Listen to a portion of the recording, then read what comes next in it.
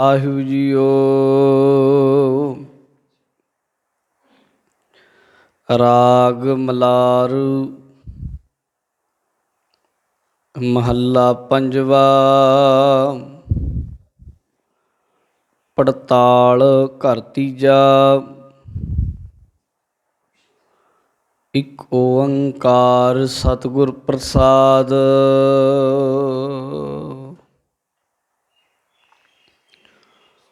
गुर मनार प्रे दयार स्यों रंग किया। गुर मनार प्रे दयार स्यों रंग किया। कीनोरी सगल सिंगार तजोरी सगल विकार। धाव तो अस्थिर थिया रहाओ। ऐसे रे मन पाए कै आप गवाए कै। कर साधन स्यों संग बाजे बजह मृदंग अनाहद। कोकिलरी राम नाम बोलै मधुर बैन अत सुहिया। ऐसी तेरे दर्शन की शोभ अत अपार प्रे अमोघ। तैसे ही संग संत बने भव उतार नाम भने। राम राम राम माल मन फेरते हर संग संगिया। जन नानक प्रिय प्रीतम थिया। मन फेरते हर संग संगिया। जन नानक प्रिय प्रीतम थिया। वाहिगुरु जी का खालसा वाहिगुरु जी की फतेह। जुगो जुग टल गुरता गद्दी ते विराजमान दसां पातशाहियां दी जोत सतगुरु श्री गुरु ग्रंथ साहिब जी की पावन पवित्र हजूरी विच सुभाएमान हो के अपनियां हाजरियां लवा रहे गुरु सवारे खालसा जीओ। वडभागे हाँ जो बादशाह दरवेश बालिए दो जहान अमृत के दाते शमशीरे बहादुर मर्द गमड़े पातशाह। धन गुरु गोबिंद सिंह महाराज जी के पावन स्थान तक श्री केसगढ़ साहिब जी विखे अपनियां हाजरियां लवाउंदे होए शब्द विचार सरवण कर रहे हैं।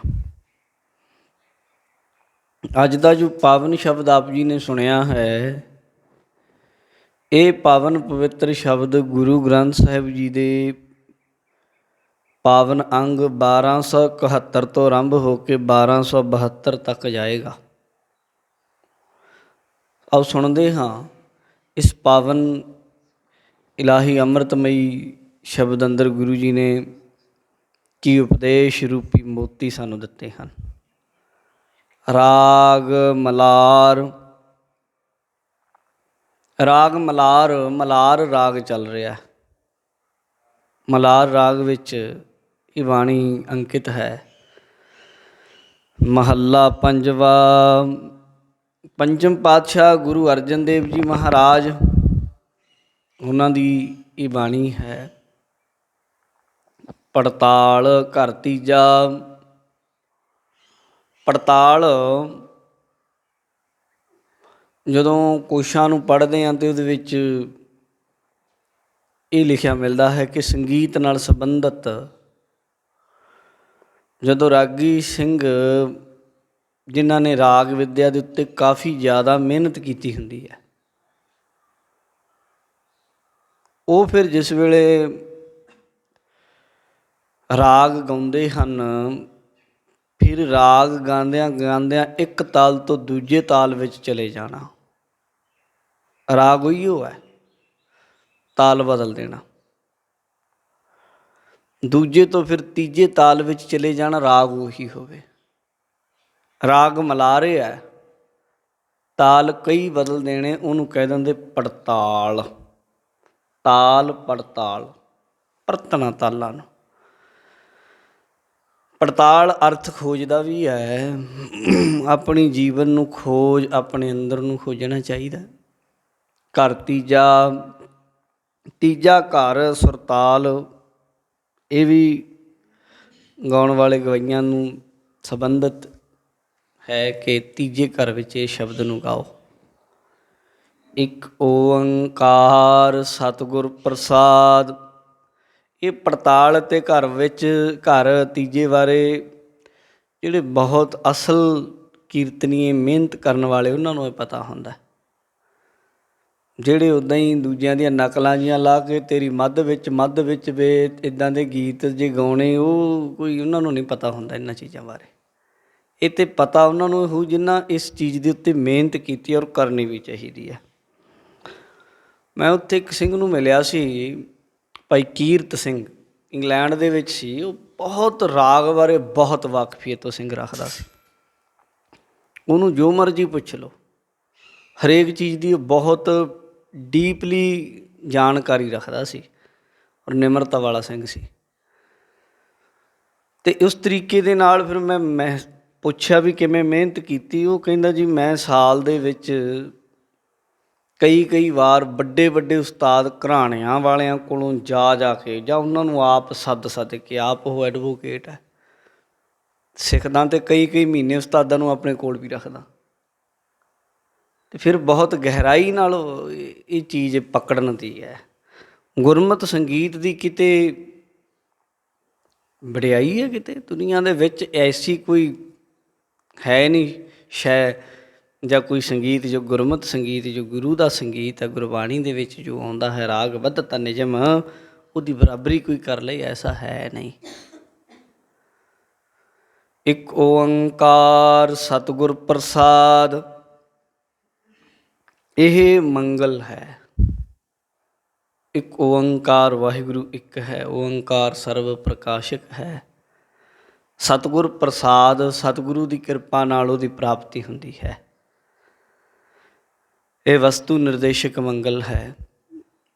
ਗੁਰ ਮਨਾਰ ਪ੍ਰੇ ਦਇਆਰ ਸਿਉ ਰੰਗ ਕੀਆ। ਗੁਰੂ ਅਰਜਨ ਦੇਵ ਸਾਹਿਬ ਮਹਾਰਾਜ ਜੀ ਹੁਣ ਆਰੰਭ ਕਰ ਰਹੇ ਸ਼ਬਦ ਨੂੰ, ਕਹਿੰਦੇ ਗੁਰ ਮਨਾਰ ਪ੍ਰੇ ਦਇਆਰ ਸਿਉ ਰੰਗ ਕੀਆ। ਗੁਰ ਮਨਾਰ, ਗੁਰੂ ਨੂੰ ਮਨਾ ਕੇ, ਪ੍ਰੇ ਦਿਆਰ ਸਿਉ ਰੰਗ ਕੀਆ, ਗੁਰੂ ਨੂੰ ਮਨਾ ਕੇ, ਪ੍ਰੇ ਜਣੀ ਪਿਆਰੇ, ਦਿਆਰ ਜਣੀ ਦਇਆਲੂ ਪਰਮਾਤਮਾ ਵਾਹਿਗੁਰੂ ਦੇ ਨਾਲ ਰੰਗ ਜਣੀ ਪਿਆਰ ਕੀਆ ਪਾ ਲਿਆ। ਗੁਰੂ ਨੂੰ ਮਨਾ ਕੇ ਪਰਮਾਤਮਾ ਨਾਲ ਪਿਆਰ ਪਾ ਲਿਆ। ਹੁਣ ਗੁਰੂ ਰੁੱਸਿਆ ਥੋੜ੍ਹਾ ਹੋਇਆ, ਕੋਈ ਨਿਆਣੇ ਦੀ ਤਰ੍ਹਾਂ ਥੋੜ੍ਹਾ ਵੀ ਰੁੱਸ ਕੇ ਬੈਠਿਆ ਹੋਇਆ। ਇੱਥੇ ਮਨਾ ਲੈਣ ਦਾ ਮਤਲਬ ਹੈ ਗੁਰੂ ਨੂੰ, ਗੁਰੂ ਦੀ ਖੁਸ਼ੀ ਲੈ ਲਈ, ਬਸ ਗੁਰੂ ਦਾ ਭਰੋਸਾ ਲੈ ਲਿਆ। ਅਤੇ ਜਦੋਂ ਗੁਰੂ ਖੁਸ਼ ਹੋ ਜਾਏ ਅਤੇ ਫਿਰ ਪਰਮਾਤਮਾ ਨਾਲ ਪਿਆਰ ਪੈਂਦਾ ਹੈ, ਉਹ ਤੋਂ ਬਿਨਾਂ ਨਹੀਂ।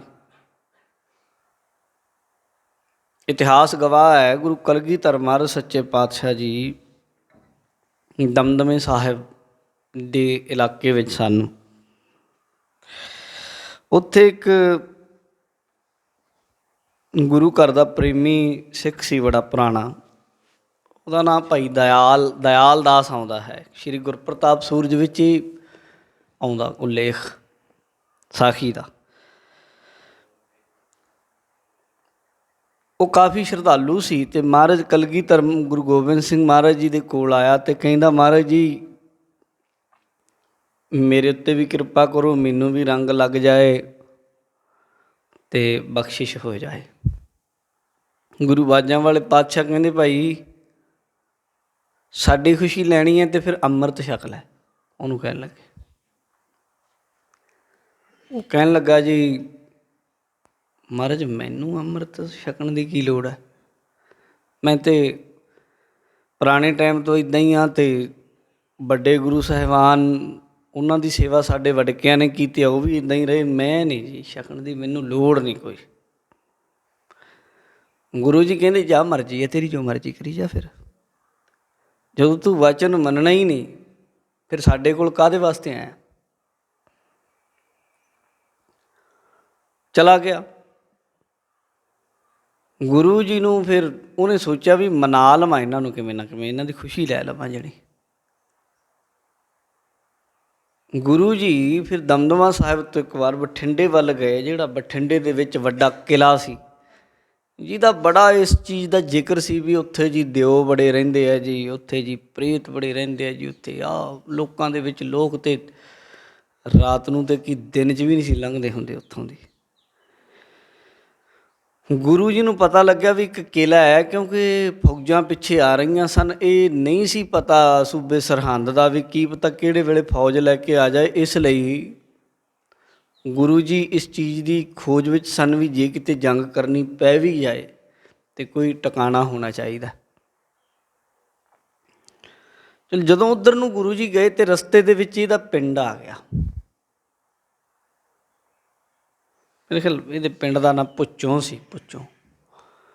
ਉੱਥੋਂ ਦੀ ਜਦੋਂ ਲੰਘਣ ਲੱਗੇ, ਘੋੜੇ ਨੂੰ ਪਿਆਸ ਲੱਗੀ। ਇੱਕ ਤੰਬਾਕੂ ਵਾਲੀ ਸਾਖੀ ਹੋਰ ਹੈ, ਦੂਜੀ ਹੈ, ਮੈਂ ਤਾਂ ਦੱਸ ਰਿਹਾ, ਕਈ ਵਾਰੀ ਉੱਧਰ ਨੂੰ ਦਿਮਾਗ ਦਾ ਵਹਾਅ ਚਲਾ ਜਾਂਦਾ। ਉੱਥੇ ਪਾਣੀ ਨਹੀਂ ਪੀਤਾ ਘੋੜੇ ਨੇ, ਉੱਥੇ ਵੀ। ਉਹ ਕਹਿੰਦੇ ਜੀ ਕਿਉਂ? ਮਹਾਰਾਜ ਦਾ ਘੋੜਾ ਪਿਆਸ ਲੱਗੀ ਹੋਈ, ਪਾਣੀ ਪੀਵੇ ਨਾ ਉੱਥੇ। ਕਹਿੰਦੇ ਉਹ ਮਨਮੁਖ ਦਾ ਉਹਦਾ ਪਿੰਡ ਹੈ ਭਾਈ, ਇੱਥੇ ਲਾਗੇ ਛਾਗੇ ਲੱਗਦਾ ਉਹਦੇ ਘਰ ਨੇ। ਉਹਨੂੰ ਜਦੋਂ ਇਹ ਗੱਲ ਦਾ ਪਤਾ ਲੱਗਾ ਤਾਂ ਫਿਰ ਉਹ ਲੰਗਰ ਬਣਾਇਆ। ਉਹਨੇ ਪਿੱਛੇ ਪਿੱਛੇ ਬੜਾ ਘੁੰਮਿਆ ਵੀ ਮੇਰਾ ਲੰਗਰ ਛਕੋ, ਮੇਰਾ ਲੰਗਰ ਛਕੋ। ਮਹਾਰਾਜ ਕਹਿੰਦੇ ਇੱਦਾਂ ਨਹੀਂ ਗੱਲ ਬਣਨੀ। ਫਿਰ ਭਾਈ ਡੱਲ ਸਿੰਘ ਡੱਲਾ ਸੀ ਜੋ ਅੰਮ੍ਰਿਤ ਛਕਿਆ, ਉਹਨੇ 100 ਪ੍ਰਾਣੀਆਂ ਆਪਣੇ ਸਾਥੀਆਂ ਨੂੰ ਪਰਿਵਾਰ ਸਮੇਤ ਖੁਸ਼ੀ ਲਈ ਉਹਨੇ। ਉਹਦੇ ਅੱਗੇ ਫਿਰ ਬੇਨਤੀਆਂ ਬੜੀਆਂ ਕਰਦਾ ਰਿਹਾ ਭਾਈ ਦਇਆ ਸਿੰਘ ਅੱਗੇ। ਫਿਰ ਉਹਨਾਂ ਨੇ ਆਖਿਆ ਵੀ ਜੇ ਗੁਰੂ ਦੀ ਖੁਸ਼ੀ ਲੈਣੀ ਤਾਂ ਗੁਰੂ ਦਾ ਬਚਨ ਮੰਨ, ਬਸ ਇੱਕੋ ਹੀ ਤਰੀਕਾ ਹੈ, ਦੂਜਾ ਕੋਈ ਤਰੀਕਾ ਨਹੀਂ। ਕੋਈ ਦਬਾਅ ਨਾਲ ਨਹੀਂ, ਕੋਈ ਲਾਲਚ ਨਾਲ ਨਹੀਂ, ਇੱਦਾਂ ਤਾਂ ਹੋ ਨਹੀਂ ਸਕਦਾ। ਇਹ ਤਾਂ ਪਿਆਰ ਆ, ਨਾ ਕੋਈ ਤੇਰੇ ਕੋਲ ਕੋਈ ਜ਼ੋਰ ਚੱਲ ਸਕਦਾ, ਨਾ ਲਾਲਚ, ਨਾ ਕੋਈ ਚਤੁਰਾਈ, ਨਹੀਂ, ਪਿਆਰ। ਫਿਰ ਆਖਰ ਉਹਨੇ ਗੁਰੂ ਦੀ ਖੁਸ਼ੀ ਲਈ ਅਤੇ ਫਿਰ ਮਹਾਰਾਜ ਨੇ ਉਹਦਾ ਭੋਜਨ ਛਕਿਆ। ਗੁਰੂ ਅਰਜਨ ਦੇਵ ਜੀ ਇੱਥੇ ਸਮਝਾ ਰਹੇ, ਕਹਿੰਦੇ ਗੁਰ ਮਨਾਰ, ਮਨਾਰ ਦਾ ਅਰਥ ਹੈ ਮਨਾ ਕੇ। ਗੁਰੂ ਦੀ ਖੁਸ਼ੀ ਲੈ ਕੇ ਪ੍ਰੇ ਦਿਆਰ, ਫਿਰ ਪ੍ਰੇ ਜਣੀ ਪਿਆਰਾ, ਵਾਹਿਗੁਰੂ ਦਇਆਰ ਦਿਆਲੂ ਹੋ ਜਾਂਦਾ ਹੈ। ਸਿਉ ਰੰਗ ਕੀਆ, ਫਿਰ ਪ੍ਰਮਾਤਮਾ ਵਾਹਿਗੁਰੂ ਦੇ ਨਾਲ ਰੰਗ ਲੱਗ ਜਾਂਦਾ। ਖੁਸ਼ੀ ਗੁਰੂ ਦੀ ਲਓ ਅਤੇ ਰੰਗ ਪ੍ਰਮਾਤਮਾ ਨਾਲ ਲੱਗਦਾ। ਸੇਵਾ ਗੁਰੂ ਦੀ ਕਰੋ ਅਤੇ ਰੰਗ ਪ੍ਰੇਮ ਪ੍ਰਮਾਤਮਾ ਨਾਲ ਪੈਂਦਾ। ਦਰਅਸਲ ਗੱਲ ਇਹ ਹੈ, ਗੁਰ ਕੀ ਮਹਿਮਾ ਕਾਥਨ ਨਾ ਜਾਏ, ਗੁਰ ਪਰਮੇਸ਼ਰ ਸਾਚੈ ਨਾਏ। ਗੁਰ ਪਰਮੇਸ਼ਰ ਹੈ, ਗੁਰੂ ਅਤੇ ਪ੍ਰਮਾਤਮਾ ਵਿੱਚ ਕੋਈ ਫਰਕ ਨਹੀਂ। ਸਤਿਗੁਰ ਜੀਵੜ ਆਵਰਨਾ ਕੋਇ, ਗੁਰ ਪਾਰ ਬ੍ਰਹਮ ਪਰਮੇਸ਼ਰ ਸੋਏ, ਬਾਣੀ 'ਚ ਲਿਖਿਆ ਹੈ। ਗੁਰੂ ਅਰਜਨ ਦੇਵ ਜੀ ਕਹਿੰਦੇ ਇਉਂ ਫਿਰ ਪ੍ਰਮਾਤਮਾ ਦੇ ਨਾਲ ਰੰਗ ਪ੍ਰੇਮ ਪੈਂਦਾ। ਕਈ ਬੰਦਿਆਂ ਦਾ ਇਹ ਮਨ ਵਿੱਚ ਸਵਾਲ ਵੀ ਹੋ ਸਕਦਾ, ਪ੍ਰਮਾਤਮਾ ਨਾਲ ਪ੍ਰੇਮ ਕਿਵੇਂ ਪੈਂਦਾ? ਗੁਰੂ ਦੀ ਖੁਸ਼ੀ ਲੈ ਲਈ ਜਾਏ। ਕੀਨੋ ਰੀ ਸਗਲ ਸਿੰਗਾਰ, ਜਿਹਨੇ ਗੁਰੂ ਦੀ ਖੁਸ਼ੀ ਲੈ ਲਈ ਉਹਨੇ ਸਾਰੇ ਹੀ ਸ਼ਿੰਗਾਰ ਕਰ ਲਏ। ਉਦਾਹਰਨ ਮਾਤਰ, ਜਿਵੇਂ ਇੱਕ ਸਤਵੰਤੀ ਬੀਬੀ, ਕੋਈ ਬਹੁਤੇ ਗਹਿਣੇ ਵੀ ਨਹੀਂ ਪਾਉਂਦੀ, ਕੋਈ ਬਹੁਤਾ ਹਾਰ ਸ਼ਿੰਗਾਰ ਵੀ ਨਹੀਂ, ਬਸ ਉਹ ਪਤੀ ਦੇ ਅਨੁਸਾਰ, ਉਹਦੇ ਮਨ ਦੇ ਅਨੁਸਾਰ ਰਹਿੰਦੀ, ਉਹਦੀ ਗੱਲ ਮੰਨਦੀ, ਕੰਮ ਕਰਦੀ, ਬਸ। ਉਹ ਬਹੁਤੇ ਗਹਿਣੇ ਵੀ ਨਾ ਪਾ ਕੇ, ਬਹੁਤੇ ਹਾਰ ਸ਼ਿੰਗਾਰ ਵੀ ਨਾ ਲਾ ਕੇ, ਉਹ ਸਮਝ ਲਓ ਸਾਰੇ ਸ਼ਿੰਗਾਰਾਂ ਵਾਲੀ ਆ, ਉਹ ਸਤਵੰਤੀ ਆ, ਉਹ ਸੁਚੱਜੀ ਆ। ਗੁਰੂ ਗ੍ਰੰਥ ਸਾਹਿਬ ਦੀ ਬਾਣੀ ਵਿੱਚ, ਗੁਰੂ ਗ੍ਰੰਥ ਸਾਹਿਬ ਜੀ ਦੇ ਅੰਦਰ ਬਾਣੀ ਆਉਂਦੀਆਂ ਸੁਚੱਜੀ, ਕੁਚੱਜੀ, ਗੁਣਵੰਤੀ। ਸੁਚੱਜੀ ਦੇ ਵਿੱਚ ਉਸ ਜੀਵ ਇਸਤਰੀ ਦੇ ਲੱਛਣ ਨੇ ਜਿਹਨੇ ਚੱਜ ਸਿੱਖ ਲਿਆ। ਉਹਦੇ ਵਿੱਚ ਜ਼ਿਕਰ ਹੈ ਕਿਵੇਂ ਉਹ ਪਤੀ ਪਰਮਾਤਮਾ ਨੂੰ ਭਾਉਂਦੀ ਹੈ ਜੀਵ ਇਸਤਰੀ। ਗੁਣਵੰਤੀ ਵਿੱਚ ਬਾਣੀ ਵਿੱਚ ਇਸੇ ਗੱਲ ਦਾ ਜ਼ਿਕਰ ਹੈ ਕਿ ਕਿਸ ਤਰੀਕੇ ਉਹ ਗੁਣ ਧਾਰਨ ਕਰਦੀ ਹੈ, ਗੁਣਾਂ ਵਾਲੀ। ਕੁਚੱਜੀ ਵਿੱਚ ਇਸ ਗੱਲ ਦਾ ਗੁਰੂ ਜੀ ਨੇ ਜ਼ਿਕਰ ਕੀਤਾ ਹੈ ਕਿ ਕਿਵੇਂ ਕੁਚੱਜਪਣੇ ਦੇ ਕਾਰਨ ਉਹ ਆਪਣੇ 100 ਡਾਢੇ ਪਰਮਾਤਮਾ ਤੋਂ ਦੂਰ ਹੋ ਜਾਂਦੀਆਂ ਨੇ। ਜਿਵੇਂ ਗੁਰੂ ਨਾਨਕ ਦੇਵ ਜੀ ਮਹਾਰਾਜ ਜਿਸ ਵੇਲੇ ਢਾਕਾ ਬੰਗਾਲ ਇੱਧਰ ਗਏ ਨਾ, ਉੱਥੇ ਜਿਸ ਜਾਦੂਗਰਾਂ ਦਾ ਦੇਸ਼ ਪੂਰੇ ਇਲਾਕੇ 'ਚ ਮਸ਼ਹੂਰ, ਲੋਕ ਡਰਦੇ ਸਨ ਵੀ ਦੇਸ਼ ਜਾਦੂਗਰਾਂ ਦਾ। ਉੱਥੋਂ ਦੀ ਜਾਦੂਗਰਾਂ ਦੀ ਜਿੰਨੇ ਜਾਦੂ ਕਰਨ ਵਾਲੇ ਸਨ, ਉਹਨਾਂ ਦੀ ਰਾਣੀ ਸੀ ਜਿਹੜੀ ਜਾਦੂਗਰਨੀ, ਨੂਰ ਜਹਾਂ ਉਹਦਾ ਨਾਮ। ਭਾਈ ਵੀਰ ਸਿੰਘ ਹੋਣਾ ਜਦੋਂ ਪੜ੍ਹਦੇ ਹਾਂ ਗੁਰੂ ਨਾਨਕ ਦੇਵ ਜੀ ਦਾ ਇਤਿਹਾਸ, ਉਹਦੇ ਵਿੱਚ ਬੜਾ ਉਹਦਾ ਉਲੇਖ ਦਿੱਤਾ ਫਿਰ ਉਹਨਾਂ ਸਾਵਿਸਤਾਰ। ਉਹ ਜਦੋਂ ਉਹ ਜਾਦੂ ਕਰਨੀਆਂ, ਮਮੋ ਠੱਗਣੀਆਂ, ਅਤੇ ਉਹਨਾਂ ਇਸ ਤਰ੍ਹਾਂ ਦੇ ਉਹਨਾਂ ਦੇ ਕੋਲ ਜਾਦੂ ਸਨ ਜਾਂ ਇਸ ਤਰ੍ਹਾਂ ਦੇ ਤਰੀਕੇ ਉਹਨਾਂ ਸਿੱਖੇ ਹੋਏ ਸਨ ਕਿ ਬੰਦਾ ਖੜਾ ਖੜਾ ਬੁੱਤ ਬਣ ਜਾਂਦਾ ਸੀ, ਜਿਹਨੂੰ ਹਿਪਨੋਟਾਈਜ਼ ਇਤਿਆਦਿ ਕਹਿ ਲੈਂਦੇ ਹਾਂ ਅਸੀਂ। ਜਦੋਂ ਗੁਰੂ ਨਾਨਕ ਦੇਵ ਜੀ ਨੂੰ ਮਿਲੇ ਅਤੇ ਆਪਣੀ ਇਸ ਤਰ੍ਹਾਂ ਦੀ ਉਹਨਾਂ ਇਹ ਚਲਾਉਣੀ ਚਾਹੀ, ਅਤੇ ਮਹਾਰਾਜ ਨੇ ਉਹਨਾਂ ਨੂੰ ਸਮਝਾਇਆ, ਕਹਿੰਦੇ ਕਰੀ ਕੀ ਜਾਂਦੇ ਤੁਸੀਂ, ਇਹ ਕੰਮ ਜਿਹੜੇ ਤੁਸੀਂ ਕਰਦੇ ਚੰਗੇ ਨਹੀਂ। ਗੱਲੀ ਉੱਥੇ ਸ਼ਬਦ ਉਚਾਰਿਆ, ਗੱਲੀ ਅਸੀਂ ਚੰਗੀਆਂ, ਆਚਾਰੀ ਬੁਰੀਆ ਹਾਂ, ਮਨਹੁ ਕੁਸੁੱਧਾ ਕਾਲੀਆਂ ਬਾਹਰ ਚਿਟਵੀਆਂ। ਕੰਮ ਕੀ ਹੈ ਸਾਡਾ, ਕਰ ਕੀ ਰਹੀਆਂ। ਅਤੇ ਫਿਰ ਆਖਰ ਉਸ ਜਾਦੂਗਰਨੀ ਨੇ ਗੁਰੂ ਜੀ ਦੀ ਸ਼ਰਨ ਲਈ ਔਰ ਅੱਗੇ ਨੂੰ ਸਾਰੇ ਕੰਮ ਕਰਨੇ ਛੱਡ ਦਿੱਤੇ ਬੁਰੇ, ਅਤੇ ਫਿਰ ਮਹਾਰਾਜ ਸੱਚੇ ਪਾਤਸ਼ਾਹ ਨੇ ਨਾਮ ਦੀ ਦਾਤ ਦਿੱਤੀ। ਗੁਰੂ ਜੀ ਕਹਿੰਦੇ ਕੀਨੋ ਰੀ ਸਗਲ ਸਿੰਗਾਰ, ਉਸ ਨੇ ਸਾਰੇ ਹੀ ਸ਼ਿੰਗਾਰ ਕਰ ਲਏ। ਨੈਣ ਸਲੋਨੀ ਸੁੰਦਰ ਨਾਰੀ, ਖੋੜ ਸ਼ਿੰਗਾਰ ਕਰੇ ਅਤ ਪਿਆਰੀ। ਆਹਾ, ਉਹਨੇ ਸਾਰੇ ਹੀ ਸ਼ਿੰਗਾਰ ਕਰ ਲਏ। ਤਜਿਓ ਰੀ ਸਗਲ ਵਿਕਾਰ, ਜਿਹਨੇ ਗੁਰੂ ਦੀ ਖੁਸ਼ੀ ਲੈ ਲਈ, ਪ੍ਰਮਾਤਮਾ ਨਾਲ ਜਿਸ ਜੀਵ ਦਾ ਪਿਆਰ ਪੈ ਗਿਆ, ਕਹਿੰਦੇ ਸਾਰੇ ਹੀ ਸ਼ਿੰਗਾਰ ਹੋ ਗਏ। ਸ਼ਿੰਗਾਰ ਕਿਹੜੇ ਆ? ਹੁਣ ਬਾਹਰੀ ਤੌਰ 'ਤੇ ਜਿਸ ਜੀਵ ਨੂੰ ਜਾਮਾ ਹੀ ਇਸਤਰੀ ਦਾ ਮਿਲਿਆ, ਉਹਨੂੰ 16 ਸ਼ਿੰਗਾਰ ਬੜੇ ਮਸ਼ਹੂਰ ਨੇ। ਪਰ ਆਪਾਂ ਵਾਸਤਵਿਕ ਰੂਪ ਦੇ ਅੰਦਰ ਤੇ ਅਸੀਂ ਸਾਰੇ ਹੀ ਜੀਵ, ਪਰਮਾਤਮਾ 100 ਹੈ ਸਾਡਾ, ਅਸੀਂ ਸਾਰੇ ਇਸਤਰੀਆਂ, ਅਸੀਂ ਉਹ ਵਾਹਿਗੁਰੂ ਨੂੰ ਖੁਸ਼ ਕਰਨਾ ਸਭ ਨੇ। ਅਤੇ ਹੁਣ ਸਾਡੇ ਸਾਰਿਆਂ ਦੇ ਲਈ ਸ਼ਿੰਗਾਰ ਕੀ ਹੈ? ਸ਼ੁਭ ਗੁਣਾਂ ਦਾ ਸ਼ਿੰਗਾਰ ਹੈ। ਸ਼ੁਭ ਗੁਣਾਂ ਦਾ ਜਾਣੀ ਉਸ ਇਨਸਾਨ ਵਿੱਚ ਸਾਰੇ ਸ਼ੁਭ ਗੁਣ ਆ ਜਾਂਦੇ, ਜਿਸ ਇਨਸਾਨ ਨੇ ਗੁਰੂ ਦੀ ਖੁਸ਼ੀ ਲੈ ਲਈ ਔਰ ਪ੍ਰਮਾਤਮਾ ਨਾਲ ਜਿਹਦਾ ਪਿਆਰ ਪੈ ਗਿਆ। ਬਾਬਾ ਫਰੀਦ ਜੀ ਆਪਣੀ ਬਾਣੀ ਵਿੱਚ ਇਸ ਤਰ੍ਹਾਂ ਦੀ ਇੱਕ ਘਟਨਾ ਦਾ ਜ਼ਿਕਰ ਕਰਦੇ ਆ, ਜਿੱਥੇ ਵਾਰਤਾਲਾਪ ਦੇ ਰੂਪ ਵਿੱਚ ਗੱਲ ਚੱਲਦੀ ਹੈ। ਇੱਕ ਜਣਾ ਗੱਲ ਕਰਦਾ, ਦੂਜਾ ਉੱਤਰ ਦਿੰਦਾ। ਇੱਕ ਬੀਬੀ ਨਵ ਵਿਆਹੀ, ਉਹਦੇ ਕੰਨ 'ਚ ਕਿਸੇ ਨੇ ਫੂਕ ਮਾਰ ਦਿੱਤੀ ਕਿ ਪਤੀ ਨੂੰ ਵਸ ਰੱਖਣਾ ਚਾਹੀਦਾ ਅਤੇ ਠੀਕ ਰਹਿੰਦਾ, ਪਤੀ ਵਸ ਰਵੇ ਤਾਂ ਠੀਕ ਹੈ। ਕੰਨ 'ਚ ਫੂਕ ਮਾਰ ਦਿੱਤੀ। ਉਹ ਕਹਿੰਦੀ ਵੀ ਕਿਵੇਂ ਰੱਖਿਆ ਜਾਏ? ਉਹ ਕਹਿੰਦੀ ਵੀ ਕੋਈ ਉਪਾਅ ਕਰ ਲਈਏ, ਕਿਸੇ ਨੂੰ ਪੁੱਛ ਲਈਏ, ਸਿਆਣੇ ਨੂੰ, ਕਿਸੇ ਸਿਆਣੀ ਇਸਤਰੀ ਕੋਲ ਚਲੀ ਗਈ, ਬਜ਼ੁਰਗ ਕੋਲ ਚਲੀ ਗਈ, ਜਿਹੜੀ ਸਮਝਦਾਰ ਸੀ। ਅੱਜ ਕੱਲ੍ਹ ਇੱਧਰ ਮਾਲ ਵਿੱਚ ਤਾਂ ਸਿਆਣਾ ਉਹਨੂੰ ਕਹਿੰਦੇ ਜਿਹਨੂੰ ਬਾਬੇ ਹੁੰਦੇ ਨਾ ਫੂਕਾ ਮਾਰਨ ਵਾਲੇ, ਉਹਨੂੰ ਕਹਿੰਦੇ ਜੀ ਸਿਆਣਾ ਇਹ। ਮੈਂ ਉਹਦਾ ਆਪਣਾ ਹੀ ਹਿਸਾਬ ਕਿਤਾਬ ਕੱਢਿਆ ਹੋਇਆ, ਮੇਰੀ ਉਹ ਆਪਣੀ ਵਿਆਖਿਆ ਵੀ ਉਹ ਸਿਆਣੇ ਹੈ ਭਾਈ, ਕਿਉਂਕਿ ਤੁਸੀਂ ਕਮਲੇ ਬਣ ਜਾਂਦੇ ਹੋ, ਉਹ ਆਪੇ ਹੀ ਸਿਆਣੇ ਹੋ ਗਏ। ਜੇ ਤੁਸੀਂ ਸਮਝਦਾਰ ਹੋਵੋ ਤਾਂ ਉਹ ਕਾਹਨੂੰ ਸਿਆਣੇ ਕਹਾਉਣਾ? ਉਹ ਤਾਂ ਕਮਲੇ ਹੀ ਹੈ, ਉਹ ਤਾਂ ਪਖੰਡੀ ਹੈ। ਸਿਆਣਾ ਅਸਲ ਉਹ ਹੈ ਜਿਹੜਾ ਸਿਆਣਪ ਦੀ ਗੱਲ, ਸਮਝਦਾਰੀ ਦੀ ਗੱਲ ਤੁਹਾਨੂੰ ਸਮਝਾ ਦੇਵੇ, ਸਹੀ ਰਾਹ ਦੱਸ ਦੇਵੇ। ਅਸਲ ਸਿਆਣਾ ਉਹੀ ਹੈ। ਅਸਲੀ ਸਿਆਣੀ ਔਰਤ ਜਿਹੜੀ, ਹੁਣ ਤਾਂ ਮੈਂ ਗੱਲ ਦੱਸੀ ਵੀ ਕਈ ਵਾਰੀ ਗੱਲ ਦਾ ਇੱਕ ਇਹ ਵੀ ਹੈ ਨਾ ਕਿ ਗੱਲ ਕੋਈ ਹੋਰ ਕਹੋ ਅਤੇ ਉਹਦਾ ਅਰਥ ਹੋਰ ਨਿਕਲ ਜਾਂਦਾ, ਕੱਢਿਆ ਨਹੀਂ ਜਾਂਦਾ, ਨਿਕਲ ਜਾਂਦਾ, ਕਿਉਂਕਿ ਇਹ ਇੱਕ ਭਾਸ਼ਾ ਦੇ ਅੰਦਰ ਇਹ ਇੱਕ ਖੂਬੀਆਂ ਹੁੰਦੀਆਂ। ਕੋਈ ਗੱਲ ਕੁਛ ਹੋਰ ਕਰੋ, ਉਹਦਾ ਹੋਰ ਅਰਥ ਨਿਕਲਦਾ। ਰਹੋ ਵਿਚਾਰ ਇਸ ਤਰੀਕੇ ਦੇ ਨਾਲ ਉਹ ਬਜ਼ੁਰਗ ਮਾਈ ਕੋਲ ਚਲੀ ਗਈ ਅਤੇ ਮਾਈ ਨੂੰ ਕਹਿਣ ਲੱਗੀ ਵੀ ਮੈਨੂੰ ਦੱਸ ਫਿਰ ਕੋਈ ਇੱਦਾਂ ਦਾ ਮੰਤਰ ਹੁੰਦਾ ਜਿਹਦੇ ਨਾਲ ਪਤੀ ਵਸ ਆ ਜਾਏ, ਕੋਈ ਇੱਦਾਂ ਦਾ ਗੁਣ ਹੁੰਦਾ ਜਿਹਦੇ ਨਾਲ ਪਤੀ ਵਸ ਆ ਜਾਏ, ਕੋਈ ਇੱਦਾਂ ਦੀ ਮਾਲਾ ਹੁੰਦੀ ਜਿਹੜੀ ਨੂੰ ਮੈਂ ਫੇਰੀ ਜਾਵਾਂ, ਜਿਉਂ ਜਿਉਂ ਮਣਕਾ ਡੇਗਾਂ ਤਿਉਂ ਤਿਉਂ ਮੇਰੇ ਅੱਗੇ ਝੁਕੀ ਜਾਏ। ਇਹ ਬੇਸਮਝੀ ਦੀ ਨਿਸ਼ਾਨੀ ਹੁੰਦੀ ਹੈ। ਵੈਸੇ ਬੇਸਮਝ ਔਰਤਾਂ ਇਸ ਤਰ੍ਹਾਂ ਦੀ ਗੱਲ ਕਰਦੀਆਂ, ਕਈਆਂ ਨੇ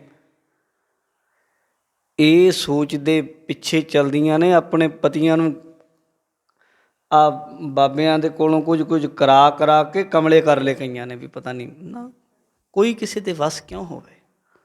ਪ੍ਰੇਮ ਦੀ ਡੋਰੀ ਹੈ, ਬੱਝੀ ਹੈ ਅਤੇ ਬੱਝੀ ਹੈ, ਵਿਸ਼ਵਾਸ ਦੀ ਨਹੀਂ ਤੇ ਫਿਰ ਨਹੀਂ ਸਹੀ। ਇੱਕ ਵਾਰੀ ਟੁੱਟ ਗਈ ਮੁੜ ਕੇ ਬੱਝਦੀ ਨਹੀਂ। ਜਾਂ ਕਿਤੇ ਹਿਰਦਾ ਹੀ ਇੰਨਾ ਵਿਸ਼ਾਲ ਹੋਵੇ। ਮੈਂ ਇੱਕ ਕਿਸੇ ਵਿਦਵਾਨ ਦੇ ਬੋਲ ਪੜ੍ਹ ਰਿਹਾ ਸੀ ਵੀ ਪ੍ਰੇਮ ਕਿਵੇਂ ਕੀਤਾ ਜਾ ਸਕਦਾ। ਉਹਨੇ ਆਖਿਆ ਜਿਹਨੂੰ ਤੁਸੀਂ ਜੇ ਤੁਸੀਂ ਪ੍ਰੇਮ ਕਰਨਾ ਚਾਹੁੰਦੇ ਨਾ ਤਾਂ ਤੁਹਾਡੇ ਹਿਰਦੇ ਦੇ ਵਿੱਚ ਇੱਕ ਕਬਰਸਤਾਨ ਹੋਣਾ ਚਾਹੀਦਾ। ਕਹਿੰਦੇ ਜੀ ਕਿਵੇਂ ਕਬਰਸਤਾਨ? ਕਹਿੰਦਾ ਹਾਂ, ਉਹਦੀਆਂ ਗਲਤੀਆਂ ਜਿੰਨੀਆਂ ਨੇ ਉਹਨਾਂ ਨੂੰ ਉਸ ਕਬਰਸਤਾਨ 'ਚ ਦੱਬੀ ਚੱਲ ਫਿਰ। ਜੇ ਤੂੰ ਉਹਦੇ ਔਗਣ ਉਹਦੀਆਂ ਗਲਤੀਆਂ ਗਿਣਨ ਲੱਗ ਜਾਏਗਾ ਤਾਂ ਤੈਨੂੰ ਉਹ 'ਚ ਲੱਭਣਾ ਹੀ ਕੁਛ ਨਹੀਂ। ਪ੍ਰੇਮ ਹੈ ਜਿਹੜਾ ਉਹ ਕੀ ਹੈ ਕਿ ਉਹਦੀਆਂ ਗਲਤੀਆਂ ਔਗਣਾਂ ਨੂੰ ਕੱਢ ਕੇ ਉਹਦੀ ਰੂਹ ਨਾਲ ਮੁਹੱਬਤ ਕਰਨੀ ਪਏਗੀ, ਫਿਰ ਹੋ ਸਕਦਾ, ਨਹੀਂ ਸੌਖਾ ਕੰਮ ਨਹੀਂ ਹੈ। ਔਰ ਅਸੀਂ ਤਾਂ ਚੁੱਕੀ ਫਿਰਦੇ ਹਾਂ ਛਾਨਣੀ। ਛੱਜ ਬਣਨ ਦੀ ਤਾਂ ਹੋਰ ਗੱਲ ਹੁੰਦੀ ਹੈ, ਛੱਜ ਅਤੇ ਛਾਨਣੀ 'ਚ ਫਰਕ ਹੈ। ਛੱਜ ਕੀ ਹੁੰਦਾ? ਛੱਜ ਮਾੜੀਆਂ ਚੀਜ਼ਾਂ ਨੂੰ ਬਾਹਰ ਸੁੱਟਦਾ, ਚੰਗੀਆਂ ਚੀਜ਼ਾਂ ਨੂੰ ਸਾਂਭ ਕੇ ਰੱਖਦਾ। ਛਾਨਣੀ ਚੰਗੀ ਚੀਜ਼ ਨੂੰ ਸੁੱਟਦੀ ਹੈ ਅਤੇ ਮਾੜੀ ਨੂੰ ਆਪਣੇ ਕੋਲ ਰੱਖਦੀ। ਅਸੀਂ ਤਾਂ ਗੁਣ ਤਾਂ ਵੇਖਣੇ ਨਹੀਂ, ਔਗਣ। ਚਲੋ ਉਹ ਬੀਬੀ ਚਲੀ ਗਈ, ਕਹਿੰਦੀ ਕੋਈ ਮਾਲਾ ਦੱਸ ਦੇ ਇੱਦਾਂ ਦਾ ਮਣਕਾ ਫੇਰਾਂ ਜਿਹੜਾ ਮਣਕਾ ਡਿੱਗੇ ਮੇਰੇ ਵੱਸ ਆਵੇ, ਬਸ ਮੇਰੇ ਵੱਲ।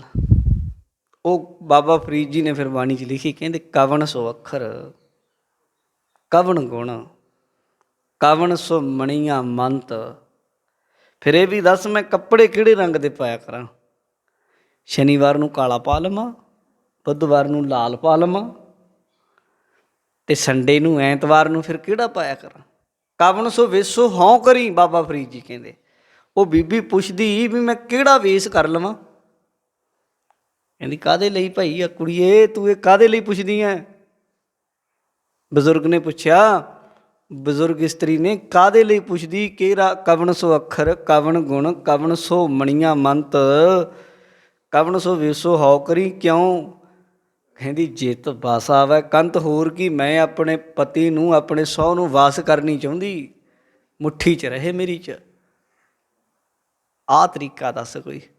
ਉਹ ਬਜ਼ੁਰਗ ਮਾਈ ਹੱਸੀ। ਉਹਨੇ ਆਖਿਆ ਪੁੱਤਰੀਏ, ਬੱਚੀਏ, ਨਹੀਂ ਮੇਰੀ ਧੀਏ, ਬਾਹਰਲੀ ਮਾਲਾ ਦੇ ਨਾਲ ਬਾਹਰਲੇ ਮਣਕੇ ਜਿਹੜੇ ਤੂੰ ਕੋਈ ਚੀਜ਼ ਖਵਾ ਵੀ ਦੇਂਗੀ, ਹੋ ਸਕਦਾ ਕਮਲਾ ਹੋ ਜਾਏ। ਜੇ ਉਹਨੂੰ ਪਤਾ ਲੱਗ ਜਾਏ ਤੂੰ ਇਹੋ ਜਿਹੇ ਰਾਹਾਂ 'ਤੇ ਪੈ ਗਈ, ਕਿਤੇ ਐਡੀ ਤਰੇੜ ਪੈ ਜਾਏ, ਮੁੜ ਕੇ ਮਿਲਣਾ ਔਖਾ ਹੋ ਜਾਂਦਾ। ਫਿਰ ਤੈਨੂੰ ਬੱਚੀਏ ਮੈਂ ਕੁਝ ਗੁਣ ਦੱਸਦੀ ਹਾਂ, ਜੇ ਤੂੰ ਧਾਰਨ ਕਰ ਲਏ ਤਾਂ ਸੱਚ ਜਾਣੀ ਤੇਰਾ ਹੀ ਹੋ ਕੇ ਰਹਿ ਜਾਏਗਾ। ਕਹਿੰਦੀ ਉਹ ਕਿਹੜੇ? ਉਹਨੇ ਦੱਸਿਆ, ਕਹਿੰਦੀ ਨਿਵਣ ਸੋ ਅੱਖਰ ਖਵਣ ਗੁਣ ਜਿਹਵਾ ਮਣੀਆਂ ਮੰਤ। ਇਹ ਤ੍ਰੈ ਭੈਣੇ ਵੇਸ ਕਰ ਤਾਂ ਵਸ ਆਵੀ ਕੰਤ। ਬਾਬਾ ਫਰੀਦ ਜੀ ਕਹਿੰਦੇ। ਕਹਿੰਦੀ ਨਿਉ ਕੇ ਚੱਲਿਆ ਕਰ ਥੋੜ੍ਹਾ ਜਿਹਾ, ਐਵੇਂ ਆਕੜੀ ਨਾ ਰਿਹਾ ਕਰ ਗੱਲ 'ਤੇ। ਇਹੀ ਨਾ ਰੱਖਿਆ ਕਰ ਘਰ ਨੂੰ ਜੰਗ ਦਾ ਮੈਦਾਨ ਨਾ ਬਣਾ ਕੇ ਰੱਖਿਆ ਕਰ, ਥੋੜ੍ਹਾ ਜਿਹਾ ਨਿਉ ਕੇ ਵੀ ਚੱਲੀ ਤਾਂ ਘਰ ਨਿਵ ਕੇ ਚੱਲਦੇ ਆ।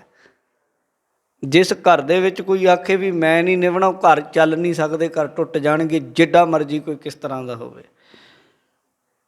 ਬਾਬਾ ਫਰੀਦ ਜੀ ਕਹਿੰਦੇ ਨਿਵਣ ਸੋ ਅੱਖਰ, ਨਿਉ ਕੇ ਚੱਲਣ ਦਾ ਅੱਖਰ ਹੈ। ਖਵਣ ਗੁਣ ਖਵਨ ਹੁੰਦਾ ਸਹਿਣਸ਼ੀਲਤਾ।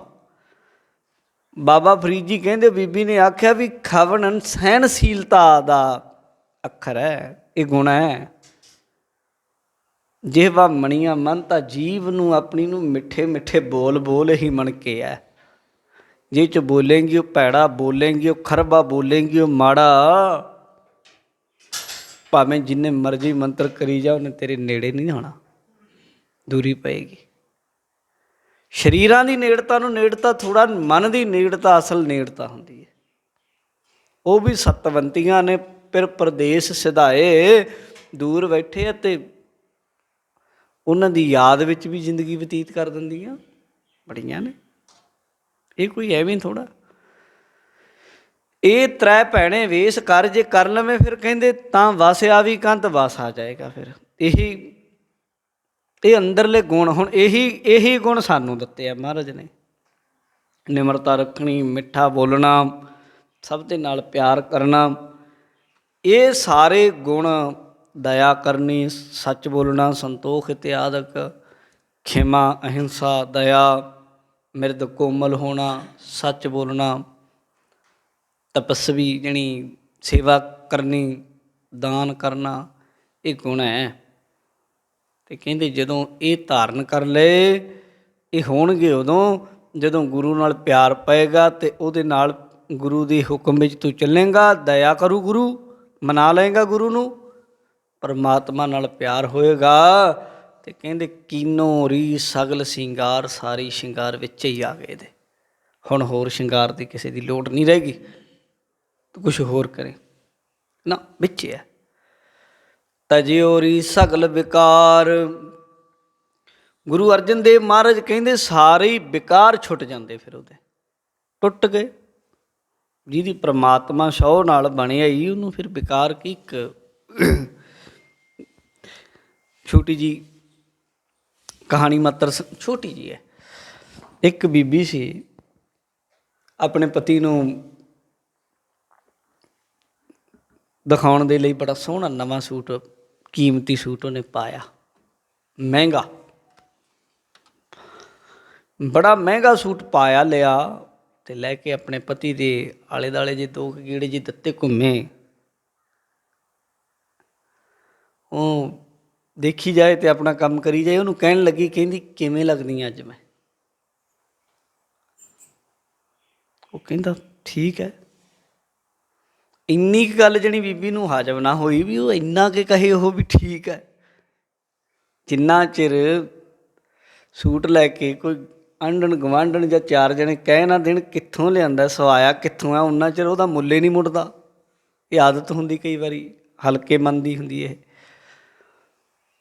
ਦੂਜੀ ਕੁ ਵਾਰ ਫੇਰ ਕਹਿੰਦੀ ਦੇਖੋ ਵੀ ਕਿੱਦਾਂ ਲੱਗਦੀ ਮੈਂ। ਉਹਨੇ ਦੇਖਿਆ ਥੋੜ੍ਹਾ ਜਿਹਾ, ਕਹਿੰਦਾ ਠੀਕ ਹੈ, ਵਧੀਆ। ਤੀਜੀ ਵਾਰ ਤਾਂ ਫਿਰ ਤੋਂ ਰਹਿ ਨਹੀਂ ਹੋਇਆ, ਕਹਿੰਦੀ ਲੈ ਮੈਂ ਇੰਨਾ ਮਹਿੰਗਾ ਸੂਟ ਲਿਆਂਦਾ ਅਤੇ ਸਪੈਸ਼ਲ ਫਲਾਣੀ ਕਲੋਨੀ ਤੋਂ ਬੀਬੀ 'ਚ ਸਵਾਇਆ, ਇੰਨੀ ਮੈਂ ਉਹਦੀ ਸਵਾਈ ਦਿੱਤੀ, ਇੰਨਾ ਮਹਿੰਗਾ ਹੈ, ਅਤੇ ਤੂੰ ਮੈਨੂੰ ਇੰਨਾ ਕੁ ਕਹਿ ਕੇ ਸਾਰ ਦਿੱਤਾ, ਠੀਕ ਹੈ। ਇੰਨਾ ਕੁ ਤਾਂ ਤੂੰ ਪਹਿਲਾਂ ਵੀ ਕਹਿ ਦਿੰਦਾ ਵੀ ਠੀਕ ਹੈ, ਕੋਈ ਗੱਲ ਜੀ ਨਾ ਬਣੀ। ਪਤੀ ਬੜਾ ਡੂੰਘਾ ਸੀ ਬੰਦਾ, ਸਿਆਣਾ ਸੀ। ਉਹਨੂੰ ਸਾਹਮਣੇ ਖੜ੍ਹਾ ਕੇ ਮੋਢਿਆਂ ਤੋਂ ਫੜ ਕੇ ਉਹਨੂੰ ਕਹਿਣ ਲੱਗਾ, ਕਹਿੰਦਾ ਗੱਲ ਸੁਣ ਮੇਰੀ, ਸੱਚ ਤਾਂ ਇਹ ਹੈ ਮੈਂ ਤੇਰੀ ਕੀਮਤ ਕਦੇ ਤੇਰੇ ਬਾਹਰੀ ਲਿਬਾਸ ਤੋਂ ਲਾਈ ਨਹੀਂ ਹੈ, ਵੀ ਤੂੰ ਠੀਕ ਹੈ, ਤੇਰੇ ਗੁਣ ਹੈ। ਇਹ ਤੂੰ ਅੱਜ ਮਹਿੰਗਾ ਪਾਇਆ, ਕੱਲ੍ਹ ਨੂੰ ਇਹ ਤੂੰ 5000 ਦਾ ਵੀ ਪਾਇਆ, ਕੱਲ੍ਹ ਨੂੰ ਤੂੰ 200 ਵਾਲਾ ਵੀ ਸੂਟ ਪਾਵੇਂ, ਮੇਰੇ ਲਈ ਤੂੰ ਠੀਕ ਹੀ ਰਵੇਂਗੀ। ਕਿਉਂ? ਕਿਉਂਕਿ ਮੈਂ ਤੇਰੀ ਕਦਰ ਤੇਰੇ ਗੁਣਾਂ ਕਰਕੇ ਕਰਦਾ, ਆ ਬਾਹਰੀ ਮਹਿੰਗੇ ਲਿਬਾਸ ਜਾਂ ਸਸਤੇ ਲਿਬਾਸ ਕਰਕੇ ਨਹੀਂ ਕਰਦਾ। ਇਹੀ ਅਸਲ ਗੁਣ ਹੈ। ਅਤੇ ਜੇਕਰ ਕੋਈ ਆਖੇ ਵੀ ਬਹੁਤੇ ਮਹਿੰਗੇ ਲਿਬਾਸ 'ਤੇ ਲੋਕੀ ਸਾਧ ਸੰਗਤ ਸੋਨੇ ਦੀਆਂ ਕਢਾਈਆਂ ਕਢਾਉਣ ਵਾਲੇ ਵੀ, ਗੋਟੇ ਜਿਨ੍ਹਾਂ ਨੂੰ ਸੋਨੇ ਦੇ ਲੱਗੇ ਹੋਣ, ਹੀਰੇ ਮੋਤੀ ਲੱਗੇ ਹੋਣ, ਝਾਲਰਾਂ ਲੱਗੀਆਂ ਹੋਣ ਸੂਟਾਂ ਨੂੰ, ਉਹ ਸੂਟ ਅਲਮਾਰੀਆਂ 'ਚ ਪਏ ਹੈ। ਕਿਉਂਕਿ ਛੁੱਟੜ ਤੁਰੀਆਂ ਫਿਰਦੀਆਂ ਔਗੁਣਾ ਕਰਕੇ ਇੱਕ ਦੂਜੇ ਦੀ ਨੇੜਤਾ ਨਹੀਂ ਹੈ। ਗੁਰੂ ਜੀ ਕਹਿੰਦੇ ਕੀਨੋ ਰੀ ਸਗਲ ਸ਼ਿੰਗਾਰ, ਤਜਿਉਰੀ ਸਗਲ ਵਿਕਾਰ। ਅਸਲ ਸ਼ਿੰਗਾਰ ਤੇ ਉਹਨੇ ਕੀਤਾ ਜਿਹਨੇ ਵਿਕਾਰ ਛੱਡ ਦਿੱਤੇ, ਸਾਰੇ ਸ਼ਿੰਗਾਰ ਆ ਗਏ ਉਹਦੇ ਕੋਲ। ਉਹ ਪਤੀ ਨੂੰ ਜੋ ਭਾ ਗਿਆ, ਉਹ ਗੁਰੂ ਬਣਾ ਲਿਆ ਉਹਨੇ, ਪਰਮਾਤਮਾ ਦਾ ਪ੍ਰੇਮ ਆ ਗਿਆ। ਇਸੇ ਤਰੀਕੇ ਹੀ ਪਰਮਾਤਮਾ ਵਾਹਿਗੁਰੂ ਦੀ ਖੁਸ਼ੀ, ਕੋਈ ਆਖੇ ਜੀ ਮੈਂ ਆਹ ਬਹੁਤੇ ਵੱਡੇ ਕੰਮ ਕਰਦਾ, ਜਾਂ ਮੈਂ ਬਹੁਤ ਦਿਖਾਵੇ ਦੇ ਕੰਮ ਕਰਦਾ, ਜਾਂ ਮੈਂ, ਇਹ ਚੀਜ਼ਾਂ ਨਹੀਂ ਹੈ ਨਾ। ਗੁਰੂ ਦੀ ਗੱਲ ਮੰਨ ਲਈ, ਬਸ ਗੱਲ ਮੋਰਚਾ ਫਤਿਹ ਹੋ ਗਿਆ। ਕਹਿੰਦੇ ਫਿਰ ਤਾਵ ਤੋਂ ਅਸਥਿਰ ਥੀਆ, ਤਾਵ ਤੋਂ ਧਾਉਣ ਵਾਲਾ, ਭੱਜਣ ਵਾਲਾ ਟਿਕ ਗਿਆ। ਉਹ ਕੀ ਹੈ? ਮਨ, ਜਿਹੜਾ ਟਿਕਦਾ ਹੀ ਨਹੀਂ। ਜਦੋਂ ਸਾਹਿਤ ਦੇ ਗ੍ਰੰਥਾਂ ਨੂੰ ਪੜ੍ਹੀਏ ਨਾ, ਉਹਦੇ ਵਿੱਚ ਬੜੀ ਕਮਾਲ ਦੀਆਂ ਚੀਜ਼ਾਂ ਮਿਲਦੀਆਂ। ਮਨ ਬਾਰੇ ਮੈਂ ਇੱਕ ਪੜ੍ਹ ਰਿਹਾ ਸੀ ਕਿਸੇ ਪੁਰਾਤਨ ਸਾਹਿਤਕ ਗ੍ਰੰਥ 'ਚ, ਵੀ ਮਨ ਹੈ ਕਿੱਦਾਂ ਦਾ ਹੈ। ਚਲੋ ਵੀ ਇਹ ਹੈ ਕਿ ਉਹ ਤਾਂ ਇੱਕ ਵੱਖਰਾ, ਵੀ ਮਨ ਫੁਰਨਿਆਂ ਦੀਆਂ ਫੁਰਨੇ ਹੀ ਹੈ, ਫੁਰਨੇ ਹੈ ਜਿਹੜੇ ਇਹ ਮਨ ਹੈ, ਦ ਵੰਡਲ ਆਫ ਥਾਟ, ਜਿਹੜਾ ਵਿਚਾਰਾਂ ਦਾ ਪੰਡ ਹੈ, ਇਹਨੂੰ ਮਨ ਕਹਿੰਦੇ ਆ। ਸੰਕਲਪ ਵਿਕਲਪਾ ਸਾ ਮਨਾ, ਇਹ ਸਿਮਰਤੀ ਉਪਨਿਸ਼ਦ ਦੇ ਵਿੱਚ ਆਉਂਦਾ। ਪਰ ਗੱਲ ਇਹ ਹੈ ਆਪਾਂ ਸੋਚਣ ਦੀ ਕਿ ਇਹ ਕਰਦਾ ਕੀ ਹੈ, ਕਿਵੇਂ ਦੀ ਇਹਦੀ ਰੂਪ ਰੇਖਾ ਕੀ ਹੈ। ਉਹਦੇ ਵਿੱਚ ਇਹ ਲਿਖਿਆ ਮਿਲਿਆ ਸੀ ਗ੍ਰੰਥ ਵਿੱਚ ਕਿ ਜਿਵੇਂ ਨਾ ਦੀਵੇ ਦੀ ਲੋ ਨਹੀਂ ਹੁੰਦੀ, ਥੋੜ੍ਹੀ ਜਿਹੀ ਹਵਾ ਵੀ ਲੱਗ ਜਾਏ ਤੇ ਕਿਵੇਂ ਹਿਲਦੀ, ਚੱਲਦਾ ਨਹੀਂ ਹਵਾ, ਉਹ ਨਹੀਂ ਹਿੱਲਦਾ। ਦੀਵੇ ਦੀ ਉਤਲੀ ਲਾਟ, ਪਿੱਪਲ ਦਾ ਪੱਤਾ, ਪਤੰਗੀਆਂ ਜਿਹੀਆਂ ਲਾਉਂਦੇ ਅਸੀਂ ਵਿਆਹਾਂ ਮੂਹਾਂ 'ਚ ਲਾਉਂਦੇ ਹੁੰਦੇ, ਝੰਡਾ ਜਿਹਾ, ਕਿਵੇਂ ਹਿਲਦਾ।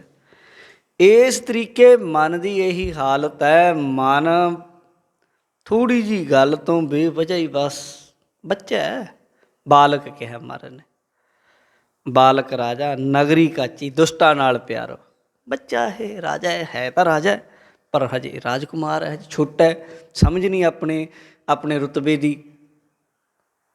ਦੁਸ਼ਟਾਂ ਨਾਲ ਪਿਆਰ ਹੈ ਅਤੇ ਫਿਰ ਖੇਡਾਂ 'ਚ ਫਸਿਆ ਫਿਰਦਾ ਹੈ।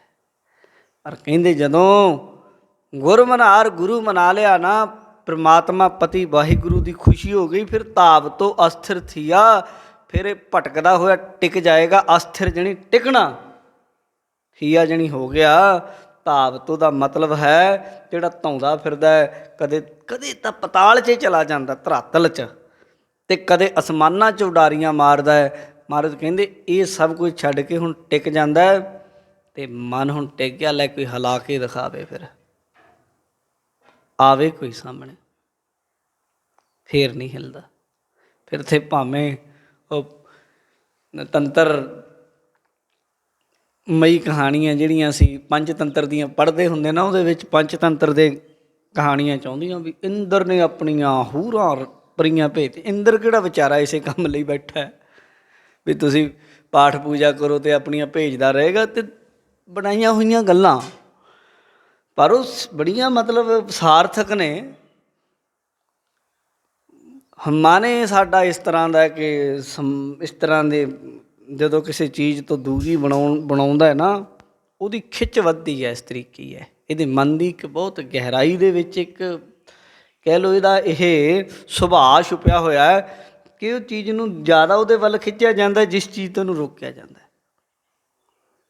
ਤੁਸੀਂ ਫਰਜ਼ ਕਰ ਲਓ ਕੋਈ ਗੈਲਰੀ ਹੈ, ਉਹਦੇ 'ਚ ਕਮਰੇ ਹੈ, ਰੋਜ਼ ਲੰਘਦੇ ਹੋ, ਆਉਂਦੇ ਹੋ, ਜਾਂਦੇ ਹੋ, ਕੋਈ ਕਿਸੇ ਨੂੰ ਧਿਆਨ ਨਹੀਂ। ਉਹਦੇ ਦਰਵਾਜ਼ੇ ਦੇ ਬਾਹਰ ਇੱਕ ਛੋਟਾ ਜਿਹਾ ਬੋਰਡ ਲਾ ਦਿਓ, ਇਹ ਦਰਵਾਜ਼ੇ ਦੇ ਅੰਦਰ ਝਾਕਣਾ ਮਨਾ ਹੈ। ਲੈ ਕੋਈ ਮਾਈ ਦਾ ਲਾਲ ਲੰਘ ਕੇ ਦਿਖਾ ਦੇ ਬਿਨਾਂ ਝੱਕ ਕੇ, ਦੇਖੂਗਾ ਵੀ ਇੱਥੇ ਪਤਾ ਨਹੀਂ ਕੀ ਪਿਆ। ਉੱਦਾਂ ਹੀ ਲਿਖ ਦਿਓ ਤੁਸੀਂ। ਮਨ ਦਾ ਇਹ ਸੁਭਾਅ ਹੈ। ਬੱਚੇ ਨੂੰ ਕਿਤੇ ਜਿੰਨਾ ਮਰਜ਼ੀ ਖੇਡੀ ਜਾਏ, ਉਹਨੂੰ ਕਹਿੰਦੇ ਉੱਥੇ ਨਹੀਂ ਜਾਣਾ, ਉਹਨੂੰ ਲੱਗਦਾ ਪਤਾ ਨਹੀਂ ਉੱਥੇ ਕੀ ਪਿਆ। ਇੱਦਾਂ ਹੀ ਹੈ, ਆਦਤ ਹੈ। ਅਤੇ ਇਹ ਜਿਹੜਾ ਮਨ ਹੈ ਇੱਦਾਂ ਦਾ ਹੀ ਹੈ, ਬੱਚਿਆਂ ਵਾਲੀਆਂ ਗੱਲਾਂ ਕਰਦਾ। ਅਤੇ ਮਹਾਰਾਜ ਕਹਿੰਦੇ ਪਰ ਜਦੋਂ ਗੁਰੂ ਕਿਰਪਾ ਹੁੰਦੀ, ਲੈ ਫਿਰ ਇਹਨੂੰ ਕੋਈ ਹਿਲਾ ਕੇ ਦਿਖਾਵੇ, ਫਿਰ ਜੋ ਮਰਜ਼ੀ ਆ ਜਾਏ, ਫਿਰ ਨਹੀਂ ਹਿੱਲਦਾ। ਕਹਿੰਦਾ ਚੱਲ ਬਈ ਹੁਣ ਲੰਘ ਗਿਆ ਸਮਾਂ। ਭਾਵ ਤੋਂ ਅਸਥਿਰ ਥੀਆ, ਧੌਂਦਾ ਭਟਕਦਾ ਹੋਇਆ ਟਿਕ ਜਾਂਦਾ ਮਨ। ਇਹਨੂੰ ਇਹ ਸਮਾਧੀ ਕਹਿੰਦੇ ਆ, ਜਦੋਂ ਮਨ ਟਿਕ ਜਾਏ, ਸਮਾਧੀ ਸ਼ਬਦ ਦੋ ਸ਼ਬਦਾਂ ਨੂੰ ਜੋੜ ਕੇ ਬਣਿਆ ਹੋਇਆ। ਧੀ ਧੀ ਕਹਿ ਦਿੰਦੇ ਬੁੱਧੀ ਨੂੰ, ਧੀ ਸਮ ਕਹਿ ਦਿੰਦੇ ਬਰਾਬਰ ਨੂੰ। ਜਿੱਥੇ ਬੁੱਧੀ ਸੰਕਲਪ ਵਿਕਲਪ ਬਰਾਬਰ ਹੋ ਜਾਣ, ਜਾਣੀ ਉੱਠਣੇ ਨਾ, ਉਹਨੂੰ ਸਮਾਧੀ ਕਹਿੰਦੇ ਆ। ਮਹਾਰਾਜ ਕਹਿੰਦੇ ਉਹ ਸਮਾਧਿਸ਼ਟ ਹੋ ਜਾਂਦਾ। ਉਹ ਰਹਾਓ ਵਿਸ਼ਰਾਮ ਦੇ ਕੇ ਸਮਝਾਉਂਦੇ ਰਹੇ, ਸਮਝਾ ਰਹੇ ਹਨ। ਐਸੇ ਰੇ ਮਨ ਪਾਏ ਕੈ ਆਪ ਗਵਾਏ ਕੈ ਕਰ ਸਾਧਨ ਸਿਉ ਸੰਗ। ਆਹ ਐਸੇ ਰੇ ਮਨ ਪਾਏ ਕੈ, ਇੱਦਾਂ ਓਏ ਮਨਾ, ਓਏ ਮਨਾ ਆਹ ਚੀਜ਼ ਨੂੰ ਪਾ, ਆਪ ਪਾਉਣ ਵਾਲੀ ਚੀਜ਼ ਹੈ। ਆਪ ਗਵਾਏ ਕੈ, ਇਹ ਚੀਜ਼ ਮਿਲਦੀ ਆਪਾਂ ਗਵਾ ਕੇ ਆ। ਖੈਰ ਕੋਈ ਆਖੇ ਲੈ ਮੈਨੂੰ ਦਿਖਾਓ ਕਿੱਦਾਂ ਹੋਊ, ਮੈਨੂੰ ਦਿਖਾਓ ਕਿੱਦਾਂ ਹੋਊ, ਇੱਦਾਂ ਨਹੀਂ ਹੋਣੀ। ਕਿੱਦਾਂ ਜੀ? ਕਰ ਸਾਧਨ ਸਿਉ ਸੰਗ, ਸਾਧੂਆਂ ਦੀ ਗੁਰਮੁਖਾਂ ਦੀ ਸੰਗਤ ਕਰ। ਫਿਰ ਆਉਣਗੀਆਂ ਕਈ ਵਾਰ ਅਵਸਥਾਵਾਂ ਉੱਚੀਆਂ ਨੀਚੀਆਂ, ਪੈਰ ਕਈ ਵਾਰੀ ਥੱਲੇ ਵੀ ਟਿਕ ਜਾਂਦਾ, ਕਈ ਵਾਰੀ ਕੱਚੇ 'ਚ, ਕਈ ਵਾਰੀ ਪੱਕੇ 'ਚ। ਚੱਲਦੀ ਹੈ ਜ਼ਿੰਦਗੀ ਦਾ ਟਾਇਰ ਹੈ ਭਾਈ, ਇੱਦਾਂ ਹੀ ਹੈ। ਪਰ ਚੱਲੀ ਚੱਲਣ ਵਾਲੇ ਮੰਜ਼ਿਲ 'ਤੇ ਪਹੁੰਚਦੇ ਹਨ। ਕਰ ਸਾਧਨ ਸਿਉ ਸੰਗ, ਕਹਿੰਦੇ ਬਾਜੇ ਵੱਜੈ ਮਿਰਦੰਗ ਅਨਾਹਦ। ਇਸ ਤਰ੍ਹਾਂ ਮਨ ਦੀ ਅਵਸਥਾ ਪਾ ਕੇ ਜਦੋਂ ਆਪਾ ਗਵਾ ਲਿਆ, ਸਾਧੂਆਂ ਦੀ ਸੰਗਤ ਕਰ ਲਈ ਨਾ, ਤੇ ਧਾਵ ਤੋਂ ਅਸਥਿਰ ਥੀਆ। ਫਿਰ ਕਹਿੰਦੇ ਬਾਜੇ ਵੱਜੈ, ਫਿਰ ਅਨਹਦ ਬਾਜੇ ਵੱਜਣ ਲੱਗ ਜਾਣਗੇ ਆਪਣੇ ਆਪ। ਇਹ ਪੁੱਛਦਾ ਫਿਰਦਾ ਹੈ, ਭਾਈ ਸਾਹਿਬ ਬਾਜਿਆਂ ਦੇ ਨਾਂ ਕੀ ਹੈ? 5 ਬਾਜਿਆਂ ਦੇ ਵੱਜਦੇ ਕਿੱਦਾਂ ਨੇ? ਵੱਜਦੇ ਵੀ ਹੈ ਕਿ ਨਹੀਂ? ਮੈਂ ਤਾਂ ਨਹੀਂ ਮੰਨਦਾ ਵੀ ਬਾਜੇ ਬੂਜੇ ਵੱਜਦੇ ਆ। ਤੇਰੇ ਮੰਨਣ ਨਾ ਮੰਨਣ ਨਾਲ ਕੀ ਹੋਣ ਲੱਗਾ? ਤੂੰ ਤੇ ਵੀ ਨਹੀਂ ਮੰਨਦਾ ਵੀ ਅਮਰੀਕਾ ਹੁੰਦਾ, ਤੇ ਨਾ ਮੰਨ ਫਿਰ ਹੈ, ਉਹਦਾ ਮਤਲਬ ਇਹ ਤਾਂ ਨਹੀਂ ਵੀ ਹੈ ਨਹੀਂ ਉਹ। ਤੇਰੇ ਮੰਨਣ ਨਾਲ ਕੀ ਆ? ਉੱਲੂ ਸਾਰੀ ਜ਼ਿੰਦਗੀ ਨਹੀਂ ਮੰਨਿਆ ਵੀ ਸੂਰਜ ਹੁੰਦਾ। ਕੋਈ ਬੰਦਾ ਅੱਜ ਤੱਕ ਦਿਖਾ ਦਿਓ ਜਿਹਨੇ ਉੱਲੂ ਨੂੰ ਮਨਾ ਲਿਆ ਹੋਵੇ ਵੀ ਉੱਲੂ ਕਹਿ ਦੇ ਵੀ ਸੂਰਜ ਹੁੰਦਾ। ਉਹ ਨਹੀਂ ਹੁੰਦਾ ਉਹਦੇ ਲਈ। ਮਹਾਰਾਜ ਕਹਿੰਦੇ ਜੇ ਤੂੰ ਕਿਤੇ ਟਿਕਾ ਲੈ ਨਾ ਮਨ ਨੂੰ, ਬਾਜੇ ਵੱਜਾ ਆਪੇ ਹੀ ਵੱਜ ਜਾਣਗੇ। ਫਿਰ ਮਿਰਦੰਗ ਅਨਾਹਤ, ਅਨਹਦ ਵਾਜੇ ਵੱਜਣਗੇ। ਆਹਤ ਅਤੇ ਅਨਾਹਤ ਦੋ ਤਰ੍ਹਾਂ ਦਾ ਸ਼ਬਦ ਹੁੰਦਾ। ਆਹਤ ਹੁੰਦਾ ਕਿਸੇ ਚੀਜ਼ ਨਾਲ ਆਹਤ ਕੀਤਿਆਂ, ਠੋਕਰ ਮਾਰਿਆ। ਅਨਾਹਤ ਹੁੰਦਾ ਆਪਣੇ ਆਪ ਹੀ ਵੱਜਣੇ, ਜਿਵੇਂ ਢੋਲ ਮਰਦੰਗ ਵੱਜਦੇ ਆ। ਕੋਕਿਲ ਰੀ ਰਾਮ ਨਾਮ ਬੋਲੇ, ਤੇਰੀ ਫਿਰ ਰਸਨਾ ਕੋਇਲ ਦੀ ਤਰ੍ਹਾਂ ਮਿੱਠੇ ਮਿੱਠੇ ਗੀਤ ਗਾਏਗੀ ਵਾਹਿਗੁਰੂ ਦੇ ਨਾਮ। ਮਧੁਰ ਬੈਨ ਅਤ ਸੁਹੀਆ, ਮਿੱਠੇ ਮਿੱਠੇ ਬੋਲ, ਇਸ ਤਰ੍ਹਾਂ ਦੇ ਸ਼ਬਦ ਜ਼ੁਬਾਨੋਂ ਨਿਕਲਣੇ ਹੈ। ਜਾਂ ਉਹ ਅਨਹਦ ਸ਼ਬਦ ਦੀ ਧੁਨੀ ਐਸੀ ਮਿੱਠੀ ਹੋਣੀ ਕੋਇਲ ਦੀ ਆਵਾਜ਼ ਦੀ ਤਰ੍ਹਾਂ, ਅਤ ਸੁਹੀਆ ਬੜੀ ਸ਼ੋਭਾ ਵਾਲੀ ਹੋਏਗੀ। ਐਸੀ ਤੇਰੇ ਦਰਸ਼ਨ ਕੀ ਸ਼ੋਭ, ਅਤ ਅਪਾਰ ਪ੍ਰੇ ਅਮੋਗ। ਐਸੀ ਤੇਰੇ ਦਰਸ਼ਨ ਕੀ ਸ਼ੋਭ, ਆਹ ਤੇਰੇ ਦਰਸ਼ਨਾਂ ਦੀ ਸ਼ੋਭਾ। ਅਨਹਦ ਵਾਜੇ ਵੱਜਦੇ, ਅਤ ਅਪਾਰ ਪ੍ਰੇ ਅਮੋਗ, ਬਹੁਤ ਪਰੇ ਅਪਾਰ, ਉਹਦਾ ਪਾਰ ਨਹੀਂ ਪਾਇਆ ਜਾ ਸਕਦਾ। ਪਿਆਰੀ ਹੈ, ਅਮੋਗ। ਅਮੋਗ ਉਹ ਨਿਸ਼ਾਨਾ ਹੁੰਦਾ ਹੈ, ਤੀਰ ਨਾਲ ਸੰਬੰਧਿਤ ਹੈ, ਜਿਹੜਾ ਆਪਣੇ ਲਕਸ਼ ਤੋਂ ਥਿੜਕੇ ਨਾ, ਜਿੱਧਰ ਨੂੰ ਛੱਡ ਦਈਏ ਅਮੋਗ ਬਾਣ, ਫਿਰ ਉਹ ਕੰਮ ਕਰਕੇ ਹਟਦਾ। ਕਹਿੰਦੇ ਤੇਰੇ ਦਰਸ਼ਨਾਂ ਦਾ ਫਾਇਦਾ ਇਹ ਹੈ, ਜਿਵੇਂ ਅਮੋਗ ਤੀਰ ਨਿਸ਼ਾਨੇ 'ਤੇ ਵੱਜਦਾ ਹੈ। ਕਹਿੰਦੇ ਫਿਰ ਬੰਦਾ ਆਪਣੀ ਜੀਵਨ ਦੀ ਸਫਲਤਾ ਰੂਪੀ ਨਿਸ਼ਾਨਾ ਫੁੰਡ ਲੈਂਦਾ। ਤੈਸੇ ਹੀ ਸੰਗ ਸੰਤ ਬਣੇ। ਇਸੇ ਤਰ੍ਹਾਂ ਜਿਹੜੇ ਸੰਤ ਜਨ ਰੱਬ ਦੇ ਸੰਗਤ ਕਰਦੇ ਆ ਨਾ, ਉਹ ਵੀ ਉਹਦੇ ਵਰਗੇ ਹੀ ਬਣ ਜਾਂਦੇ ਆ। ਫਿਰ ਫਰਕ ਨਹੀਂ ਰਹਿੰਦਾ। ਇਹ ਅਰਥ ਪ੍ਰੋਫੈਸਰ ਸਾਹਿਬ ਸਿੰਘ ਨੇ ਵੀ ਕੀਤੇ ਆ, ਸੰਪਰਦਾਇ ਵਿਦਵਾਨ ਤਾਂ ਕਰਦੇ ਹੀ ਆ, ਪਰ ਉਹਨਾਂ ਨੇ ਵੀ ਅਰਥ ਕੀਤੇ। ਕਹਿੰਦੇ ਉਹਦੇ ਸੰਤ ਜਨ ਉਹ ਵੀ ਉਹਦੇ ਵਰਗੇ ਹੀ ਬਣ ਜਾਂਦੇ ਆ। ਉਹਨਾਂ ਦੇ ਦਰਸ਼ਨਾਂ ਦਾ ਵੀ ਸ਼ੋਭਾ ਹੈ, ਅਪਾਰ ਹੈ, ਅਤੇ ਉਹ ਨਿਸ਼ਾਨੇ ਵੱਜ ਜਾਂਦੇ ਜਿਹੜਿਆਂ ਦੀ ਆਸ ਨਹੀਂ ਸੀ। ਅਤੇ ਇਹ ਗੁਰਮੁਖ ਜਿਹੜੇ ਬਣ ਗਏ ਉਹਨਾਂ ਦੀ ਤਾਂ ਹੈ ਹੀ ਹੈ। ਜਿਹਨਾਂ ਨੇ ਉਹਨਾਂ ਦੀ ਸੰਗਤ ਕਰ ਲਈ, ਉਹਨਾਂ ਦੇ ਦਰਸ਼ਨਾਂ ਦੀ ਵੀ ਸ਼ੋਭਾ ਹੈ। ਭਉ ਤਾਰ ਨਾਮ ਭਨੇ, ਭਵ ਉਤਾਰ ਨਾਮ ਭਨੇ। ਸੰਸਾਰ ਤੋਂ ਪਾਰ ਉਤਾਰਾ ਕਰਨ ਵਾਲਾ ਕੀ ਹੈ? ਉਹ ਹੈ ਵਾਹਿਗੁਰੂ ਦਾ ਨਾਮ। ਗੁਰੂ ਅਰਜਨ ਦੇਵ ਜੀ ਮਹਾਰਾਜ ਜੀ ਕਹਿੰਦੇ ਨੇ ਨਾਮ ਭਨੇ ਉਹ ਗੁਰਮੁਖਾਂ ਨੇ ਭਣਿਆ ਉਚਾਰਨ ਕੀਤਾ ਤੇ ਤੂੰ ਵੀ ਕਰ। ਉਹ ਕੀ ਆ? ਰਾਮ ਰਾਮ ਰਾਮ ਰਾਮ ਮਾਲ, ਰਮ ਰਾਮ ਰਾਮ ਮਾਲ। ਆਪਣੇ ਮਨ ਨੂੰ ਰਮਾ ਲੈ ਰਾਮ ਰਾਮ ਰਮੇ ਹੋਏ ਵਾਹਿਗੁਰੂ ਦੇ, ਰਾਮ ਜੋ ਵਿਆਪਕ ਵਾਹਿਗੁਰੂ ਉਹਦੇ ਨਾਮ ਦੀ ਮਾਲਾ ਵਿੱਚ ਆਪਣੇ ਮਨ ਨੂੰ ਰਮ ਜਣੀ ਰਮਾ ਲੈ, ਰਚਾ ਲੈ, ਹੋਰ ਪਾਸੇ ਨਾ ਪਾ। ਮਨ ਫੇਰ ਤੇ ਹਰ ਸੰਗ ਸੰਗੀਆ, ਕਹਿੰਦੇ ਮਨ ਫੇਰ ਤੇ ਹਰ ਸੰਗ ਸੰਗੀਆ। ਕਹਿੰਦੇ ਰਾਮ ਨਾਮ ਦੀ ਮਾਲਾ ਫਿਰਦੀ ਕਿਵੇਂ ਹੈ? ਮਨ ਦੇ ਨਾਲ ਫੇਰਦੇ ਆ ਅਤੇ ਐਸੀ ਮਾਲਾ ਮਨ ਨੂੰ ਘੁਮਾ ਕੇ ਰੱਖ ਦਿੰਦੀ ਵਿਸ਼ਿਆਂ ਵੱਲੋਂ ਬਿਰਤੀ, ਵੈਰਾਗ ਵਿਵੇਕ ਸ਼ਰ ਸੰਪੱਤੀ ਮਮੋਕਸ਼ ਇਤਿਆਦਿਕ ਦੀ ਇੱਛਾ ਬੰਦੇ ਦੇ ਅੰਦਰ ਪੈਦਾ ਹੋ ਜਾਂਦੀ ਹੈ। ਹਰ ਸੰਗ ਸੰਗੀਆ, ਰੱਬ ਦੀ ਸੰਗਤ ਕਰਨ ਵਾਲੇ ਉਹਨਾਂ ਸੰਗੀਆਂ ਦੀ ਸੰਗਤ ਨਾਲ ਵੀ ਇਹ ਫਲ ਮਿਲਦਾ ਹੈ। ਜਨ ਨਾਨਕ ਪ੍ਰਿਯ ਪ੍ਰੀਤਮ ਥੀਆ, ਗੁਰੂ ਅਰਜਨ ਦੇਵ ਜੀ ਕਹਿੰਦੇ ਫਿਰ ਪ੍ਰਿਯ ਪ੍ਰੀਤਮ ਥੀਆ, ਪ੍ਰਿਯ ਪਿਆਰਾ ਵਾਹਿਗੁਰੂ, ਪ੍ਰੀਤਮ ਮਾਲਕ ਥੀਆ ਬਣ ਜਾਂਦਾ ਉਹਨਾਂ ਦਾ ਸੌ ਖਸਮ ਵਾਹਿਗੁਰੂ ਬਣਦਾ, ਉਹਨਾਂ ਦਾ ਮਾਲਕ ਰੱਬ ਬਣਦਾ।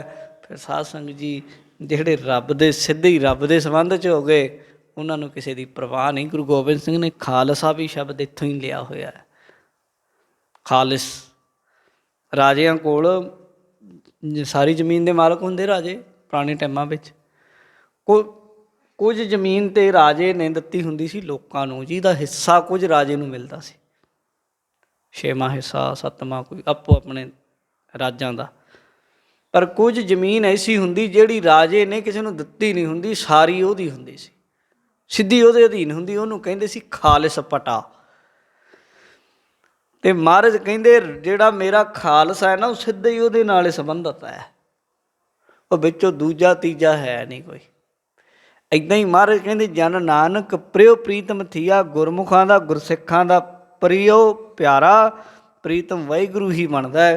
ਕਿਸੇ ਦੇਵੀ ਦੇਵਤੇ ਇਤਿਆਦਿਕ ਦੇ ਵਿੱਚ ਲੋੜ ਨਹੀਂ, ਉਹ ਗੁਰੂ ਨੂੰ ਮਨਾ ਕੇ ਸਿੱਧੇ ਪਰਮਾਤਮਾ ਨਾਲ ਉਹਨਾਂ ਦੇ ਸੰਬੰਧ ਜੁੜ ਜਾਂਦੇ ਅਤੇ ਉਹਨਾਂ ਦੇ ਲੋਕ ਸੁਖੀਏ ਪਰਲੋਕ ਸੁਹੇਲੇ ਹੋ ਜਾਂਦੇ ਹਨ।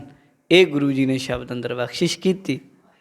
ਸ਼ਬਦ ਦੀ ਸੰਪੂਰਨਤਾ ਹੈ, ਸਮੇਂ ਦੀ ਸਮਾਪਤੀ, ਹੋਈਆਂ ਭੁੱਲਾਂ ਦੀ ਖਿਮਾ। ਸਮੂਹ ਸਾਧ ਸੰਗਤ ਦਾ ਧੰਨਵਾਦ। ਬਲਾਓ ਫਤਿਹ। ਵਾਹਿਗੁਰੂ ਜੀ ਕਾ ਖਾਲਸਾ, ਵਾਹਿਗੁਰੂ ਜੀ ਕੀ ਫਤਿਹ।